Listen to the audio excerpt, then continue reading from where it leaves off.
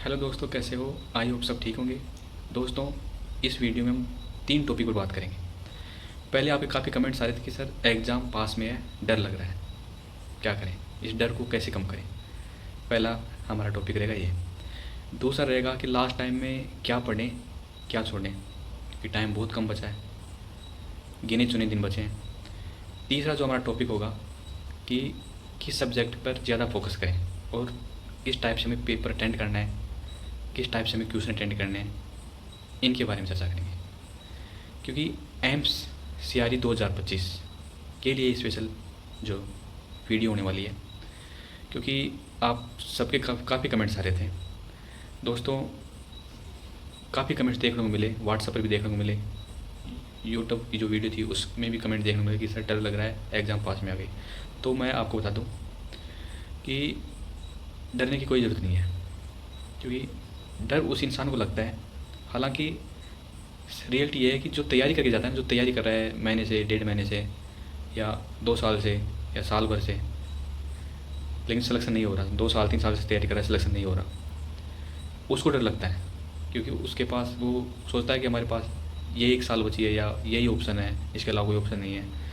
उसके थोड़ा माइंड में ये रहता है, मैं मानता हूँ डर लगता है। बाकी जो ऐसे भी होते हैं, आप समय से ऐसे भी हैं कि ठीक है एग्ज़ाम दे के आ जाएंगे, तो उनको डर नहीं लगता। जो तैयारी करता है उसको डर लगता है। तो थोड़ा सा अपने ऊपर धैर्य बना के रखो, अपने ऊपर विश्वास बना के रखो कि जैसा भी होगा अच्छा होगा। मेहनत हमने अच्छी की, क्योंकि जितनी तैयारी करनी थी आपने कर ली। लास्ट टाइम में अब आपका जो टाइम बचा है वो 4 से 5 दिन का बचा है। 25-26 को आपकी एग्ज़ाम हो जाएगी। तो लास्ट टाइम में ज़्यादा स्ट्रेस नहीं लेना है, खुल के रहना है, मस्त रहना है। जो पढ़ा, जितना भी पढ़ा, अच्छा पढ़ा। अब लास्ट टाइम में आराम से जितना टाइम मिले उतना टाइम आराम से रिवीजन करो। एग्ज़ाम से एक दिन पहले किताबों को साइड में रख देना, कुछ भी नहीं पढ़ना है एग्ज़ाम से एक दिन पहले, मस्त रहना आराम से। क्योंकि ये कॉम्पिटिटिव एग्ज़ाम है, इसमें कहाँ से क्वेश्चन छप जाए कोई अता पता नहीं। जीके का तो ऐसा रोल होता है कि कहाँ से क्वेश्चन आ जाए पता नहीं। तो लास्ट टाइम में माइंड ख़राब करने से कोई मतलब नहीं है, और एक दिन में आप कुछ हासिल भी नहीं कर पाओगे। तो आराम से एक दिन पहले बिल्कुल माइंड फ्री रहना, किताबों को साइड में रख देना। दूसरी बात, हॉस्पिटल सर्विस का जो मैंने करवाया है, मैंने एक एक टॉपिक उठाया है, प्लस आप क्वेश्चन भी दिए हैं। अगर आपने वो सभी देखे हैं ना, तो डरने की ज़रूरत नहीं है।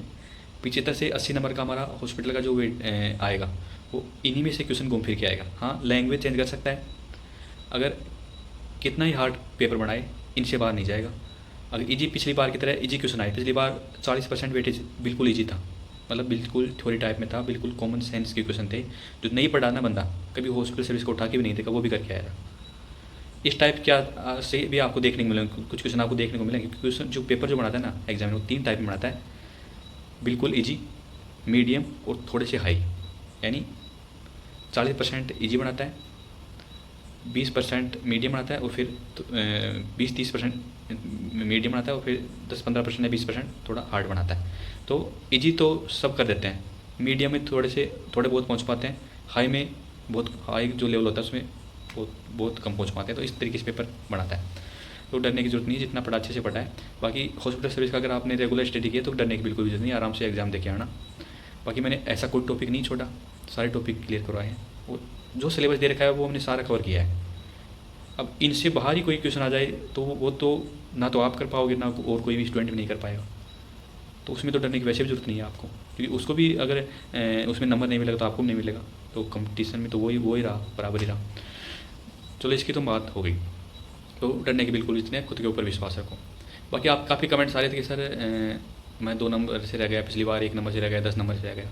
तो उनके लिए एक छोटी सी 2 लाइनें हैं कि हमारा संघर्ष हम ही को पता है, बर्बाद हुआ वर्ष हम ही को पता है, लोग पूछते हैं कैसे नहीं हुआ सिलेक्शन, कैसे नहीं हुआ सिलेक्शन, हम ही को पता है। तो मैं समझ सकता हूँ। बाकी ये तो हमारा क्लियर हो गया। दूसरी हम बात करें कि लास्ट टाइम में क्या पढ़ना है, ये भी हो गया। अब लास्ट टाइम में क्या करना है, लास्ट टाइम में आपको ज़्यादा स्ट्रेस नहीं लेना है, जितना पढ़ लिया ठीक है। बाकी करंट अफेयर आप पढ़ सकते हो, क्योंकि लास्ट टाइम करंट अफेयर ज़्यादा पढ़ते हैं। तो करंट अफेयर जिसने नहीं पढ़ा है ना, वो पढ़ सकते हो। बाकी मैं आपको बता, देखो 75-80 नंबर आपका हॉस्पिटल सर्विस का आएगा, जो लगभग 100% मैंने आपको कंप्लीट करवा दिया है। करंट अफेयर कि मैंने जो इंपॉर्टेंट 6 मंथ्स का है वो इंपॉर्टेंट जो क्वेश्चन है मैं करवा रहा हूँ। और एग्ज़ाम से पहले मैं जो जो भी बचा है, थोड़ा बहुत बचा है, वो भी मैं करवा दूँगा। दूसरी बात, जीके का तो बहुत बड़ा सागर है, इम्पोर्टेंट है, वही करवा सकते हैं, पूरा सिलेबस बहुत बड़ा है। दूसरी बात, मैथ्स और रीजनिंग सबको आती होगी, मैथ्स नॉर्मल मैथ आएगी बिल्कुल। अब आप क्या करना है, आपको लास्ट टाइम में जो आपको सब्जेक्ट नहीं आ रहा, जैसे आपने मैथ कभी नहीं पढ़ी या मैथ के टॉपिक कभी नहीं पढ़े, तो उसको उठाने की ज़रूरत नहीं है, उसको साइड में रखो, क्योंकि आप कवर नहीं कर पाओगे लास्ट टाइम में, और उस पर टाइम गंवाने से कोई मतलब भी नहीं है। दूसरी बात, आपने हॉस्पिटल सर्विस का अगर अच्छे से कवर कर लिया ना, तो वहाँ से शुरुआत वहीं से, अगर हॉस्पिटल सर्विस का आपका मजबूत है तो आप मतलब कंपटीशन में हो, अच्छे से सिलेक्शन की लाइन में हो। हॉस्पिटल सर्विस में से आप क्वेश्चन सही हो गई। इधर करंट अफेयर आपने पढ़ लिया, करंट अफेयर आप अभी भी कवर कर सकते हो, अभी भी नहीं पढ़ा है तो पढ़ सकते हो आप करंट अफेयर। दूसरा, करंट अफेयर की बात होगी, जीके का जिसका पहले से तैयारी है वो क्वेश्चन उसके सही हो जाएंगे। बाकी इंपॉर्टेंट जो अगर मैं करवा रहा हूँ उसमें से पढ़ते हैं तो भी सही हो जाएंगे। लेकिन जो जीके होता है उसका सागर है, कहीं कहाँ से क्वेश्चन उठा के दे कोई पता नहीं, वो आपकी किस्मत के ऊपर है, आपकी पढ़े हुए में से आ जाए तो सही हो जाएगा।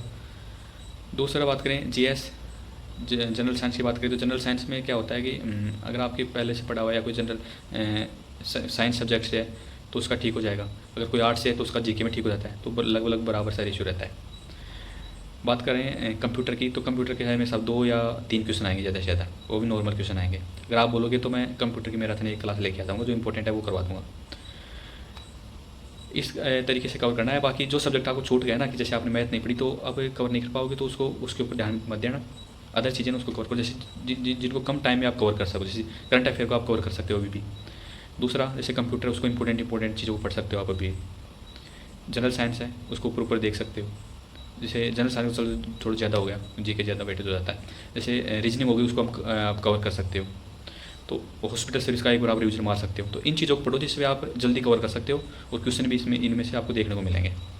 लास्ट टाइम इन चीज़ों के ऊपर थोड़ा फोकस करो। और सीआरई एग्ज़ाम बैठेंगे तो उनको मैं बता दूँ, आपका जो पेपर होगा वो ऑनलाइन होगा, प्लस 400 नंबर का होगा, 100 क्वेश्चन आपको देखने को मिलेंगे। और आपका जो पेपर होगा 5 पार्ट में खुलेगा, यानी 5 पार्ट में खुलेगा।